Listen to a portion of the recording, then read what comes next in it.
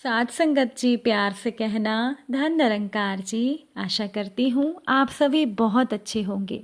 आप सभी का बहुत बहुत स्वागत है आपके ही अपने चैनल पर। एक नई साखी के साथ फिर से हाजिर हूँ मैं।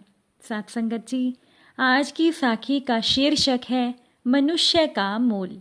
तो चलिए आज की साखी सुनते हैं। साथ संगत जी, बहुत पुरानी बात है। विक्रमाजीत नाम के एक राजा थे। वो राजा बड़े न्यायी थे। उनके न्याय की प्रशंसा दूर दूर तक फैली थी। एक बार देवताओं के राजा इंद्र ने राजा विक्रमाजीत की परीक्षा लेनी चाही, क्योंकि देवराज इंद्र को डर था कि कहीं ऐसा न हो कि अपनी न्याय प्रियता के कारण राजा विक्रमाजीत उनका पद ही छीन ले। इसके लिए देवराज इंद्र ने 3 व्यक्तियों के 3 कटे हुए सर भेजकर राजा विक्रमाजीत को कहला भेजा कि यदि राजा इनका सही मूल्य बता देंगे तो उनके राज्य में सब जगह सोने की वर्षा होगी, और अगर राजा इनका सही मूल्य ना बता सके तो उनके राज्य में व्यक्तियों का भयंकर संहार होगा। साथ संगत जी, अब राजा विक्रमाजीत ने अपने दरबार में तीनों सर रखते हुए सारे दरबारी पंडितों से कहा कि आप लोग इन सरों का मूल्य बताइए। पर कोई भी पंडित उनका मूल्य ना बता सका, क्योंकि वो तीनों सिर देखने में एक समान थे और ऐसा लगता था कि वो एक ही व्यक्ति के सर थे। उनमें राई बराबर भी फर्क नहीं था। राजा के दरबार में सभी मौन थे और राज दरबार में सन्नाटा छाया हुआ था। सभी एक दूसरे का मुख देख रहे थे। पंडितों का ये हाल देखकर राजा बहुत चिंतित हुए। राजा ने अपने पुरोहित को बुलाकर कहा कि तुम्हें 3 दिन की छुट्टी दी जाती है। जो तुम इन 3 दिनों में इन सरों का सही मूल्य बता दोगे तो तुम्हें मुंह मांगा पुरस्कार दिया जाएगा, नहीं तो तुम्हें फांसी पर लटका दिया जाएगा। साथ संगत जी, अब 2 दिन तक तो पुरोहित जी ने बहुत सोचा, परंतु वो किसी भी फैसले पर नहीं पहुंच पाए। जब तीसरा दिन शुरू हुआ तो पुरोहित जी बहुत ही व्याकुल हो गए। वो खाना पीना सभी भूल गए थे। चिंता के मारे वो चादर ओढ़ कर लेटे रहे। अब पुरोहित जी की पत्नी से रहा नहीं गया। वो अपने पति के पास में गई और कहने लगी कि आज आप ऐसे क्यों लेटे हुए हैं? चलिए उठिए और नहा कर कुछ खा लीजिए। अब पुरोहित ने उन 3 सिरों का किस्सा अपनी पत्नी को बता दिया। ये सुनकर पुरोहित जी की पत्नी बहुत ही परेशान हो गई और वो मन ही मन कहने लगी कि हे भगवान, अब मैं क्या करूं? अब मैं कहाँ जाऊं? मुझे तो कुछ भी समझ में नहीं आ रहा। पुरोहित जी की पत्नी ने सोचा कि कल तो उनके पति को फांसी हो ही जाएगी, तो क्यों ना मैं पहले ही अपने प्राण त्याग दूं, क्योंकि पति की मौत अपनी आंखों से देखने से तो अच्छा है कि वो खुद के ही प्राण त्याग दें। यही सोचकर पुरोहित जी की पत्नी मरने की ठान कर आधी रात के समय शहर से बाहर तालाब की ओर चली गई। उधर माता पार्वती ने भगवान शंकर से कहा कि एक सती के ऊपर संकट आ पड़ा है, आपको कुछ करना चाहिए। तब भगवान शिव शंकर ने कहा कि ये संसार है, यहाँ पर ये सब होता ही रहता है, तुम किस किस की चिंता करोगी? पर माता पार्वती ने एक ना मानी। उन्होंने भगवान शिव शंकर से कहा कि प्रभु, आपको कोई ना कोई उपाय तो करना ही होगा। तब भगवान शिव शंकर ने कहा कि अगर तुम नहीं मानती हो तो चलो। भगवान शिव शंकर और माता पार्वती ने सियार और सियारिन का वेश बदलकर तालाब की मेड़ पर वो पहुंच गए, जहां पर पुरोहित जी की पत्नी तालाब में डूबकर मरने को आई थी। जब पुरोहित जी की पत्नी तालाब की मेड़ के पास पहुंची तो उसने सुना कि एक सियार जोर जोर से हंस रहा है। सियार की ये दशा देखकर सियारिन ने पूछा कि आज तुम इस तरह से क्यों हंस रहे हो? तब सियार ने सियारिन को कहा कि अरे तू नहीं जानती, अब खूब खाने को मिलेगा, अब हम खूब खाएंगे। सियारिन ने कहा कि कैसी बातें करते हो, मुझे कुछ समझ में नहीं आ रहा, अगर कुछ समझ में आए तभी तो मैं विश्वास करूं। तब सियार ने सियारिन से कहा कि राजा इंद्र ने राजा विक्रमाजीत के यहाँ 3 सर भेजे हैं और ये शर्त रखी है कि अगर राजा उनका मोल बता देगा तो उनके पूरे राज्य में सोने की वर्षा होगी, और अगर राजा नहीं बता सकेगा तो उनके राज्य में व्यक्तियों का बहुत संहार होगा।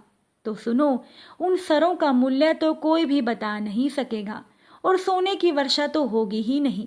और जब सरों का मूल्य ही नहीं पता लगेगा तब पूरे राज्य में व्यक्तियों का संहार होगा। खूब व्यक्तियों की जाने जाएंगी और हम खूब खाएंगे। इतना कहकर सियार फिर हंसने लगा। सियारिन ने पूछा कि क्या तुम उन सरों का मूल्य जानते हो? सियार ने कहा कि जानता तो हूं, पर मैं बताऊंगा नहीं। अगर किसी ने सुन लिया तो सारा खेल ही बिगड़ जाएगा। सियारिन ने कहा कि तब तो तुम कुछ नहीं जानते, तुम तो व्यर्थ ही डींगे मारते हो। यहाँ आधी रात को कौन बैठा है जो तुम्हारी बातें सुन लेगा और तुम्हारा भेद खुल जाएगा। साथ संगत जी, सियार को गुस्सा आ गया। सियार ने सियारिन से कहा कि सुनो, मैं 3 सिरों का मूल्य तुम्हें बताता हूँ। उन 3 सिरों में एक सिर ऐसा है कि यदि सोने की सिलाई लेकर उसके कान में से डाले और चारों ओर हिलाने डुलाने से सिलाई मुंह से ना निकले तो उस सर का मूल्य अमूल्य है। और दूसरा सर ऐसा है कि अगर उसके कान में सिलाई डालकर चारों ओर हिलाने डुलाने से अगर सिलाई मुंह से निकल जाए तो उसका मूल्य है 10,000 रुपये। और तीसरा सर ऐसा है कि अगर उसके कान में से सिलाई डालने पर अगर वो मुंह, आँख, नाक, कान हर जगह से पार हो जाए तो उस सर का मूल्य है 2 कौड़ी। साथ संगत जी, पुरोहित जी की पत्नी ये सब सुन रही थी। वो चुपचाप दबे पांव अपने घर की ओर चल पड़ी और वो पुरोहित जी की पत्नी खुशी खुशी अपने घर पर पहुंच गई। अब पुरोहित जी पहले की तरह ही चादर डाले चिंता में डूबे पड़े लेटे हुए थे। अब पुरोहित जी की पत्नी ने अपने पति से कहा कि चलो उठो, नहाओ, क्यों व्यर्थ चिंता करते हो, मैं तुम्हें बताऊंगी उन सरों का मूल्य। सवेरा होते होते पंडित जी उठे तो उन्होंने देखा कि उनके दरवाजे पर राजा का एक सिपाही खड़ा है। पुरोहित जी ने ठाठ के साथ सिपाही को फटकारते हुए कहा कि सवेरा नहीं हुआ और तुम मुझे बुलाने आ गए। जाओ, राजा से कहना कि पहले मैं नहाकर पूजा पाठ कर लूं, उसके बाद मैं आ जाऊंगा। ये सुनकर सिपाही चला गया। पंडित जी आराम से नहाए धोए, उन्होंने पूजा पाठ किया, भोजन किया, फिर अपनी पत्नी से भेद पूछकर राज दरबार की ओर चल पड़े। साथ संगत जी, राज दरबार में पहुंचकर पुरोहित जी ने राजा से कहा कि राजन, मंगवाइए वो 3 सिर कहाँ पर हैं। राजा ने तीनों सर मंगवा दिए। पंडित जी ने उन्हें चारों ओर इधर उधर पलट कर देखा और कहा कि एक सोने की सिलाई मंगवा दीजिए। सोने की सिलाई मंगवाई गई। पंडित जी ने एक सर को उठाकर उसके कान में सिलाई डाली, चारों ओर हिलाई डुलाई तो वो सिलाई कहीं से बाहर नहीं निकली। पंडित जी ने कहा कि ये व्यक्ति बड़ा गंभीर है, इसका भेद नहीं मिलता। देखिए महाराज, इस सर का मूल्य अमूल्य है। फिर पंडित जी ने दूसरा सर उठाकर उसके कान में सिलाई डाली। सिलाई को हिलाया डुलाया गया तो वो सिलाई उस सर के मुंह से बाहर निकल आई। पुरोहित जी ने कहा कि ये व्यक्ति कान का कुछ कच्चा है, जो कान से सुनता है वो मुंह से कह डालता है। महाराज, इसका मूल्य 10,000 रुपया है। अब पुरोहित जी ने तीसरा सर उठाया और उसके कान में सिलाई डालते ही वो सिलाई आंख, मुंह, कान, नाक हर जगह से पार हो गई। तब पंडित जी ने मुंह बनाकर कहा कि ये व्यक्ति किसी काम का नहीं है, क्योंकि ये कोई भी भेद छिपा नहीं सकता। महाराज, इस सर का मूल्य 2 कौड़ी है। ऐसे कान के कच्चे और चुगलखोर व्यक्ति का मूल्य 2 कौड़ी भी बहुत है। अब पुरोहित जी का जवाब सुनकर राजा बहुत खुश हुए। उन्होंने पुरोहित जी को बहुत सारा धन और हीरे जवाहरात देकर विदा किया।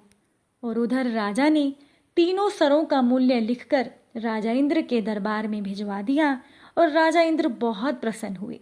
उनके पूरे राज्य में सोने की वर्षा होने लगी और पूरी प्रजा खुशहाल हो गई। साथ संगत जी, अगर साखी अच्छी लगी हो तो अपने विचार कमेंट में ज़रूर बताइएगा। फिर मुलाकात होगी आपसे किसी नई साखी के साथ। तब तक के लिए खुश रहिए, सेवा सिमरन सत्संग कीजिए, सतगुरु माता जी के चरणों से जुड़े रहिए। प्यार से बोलिए, धन निरंकार जी।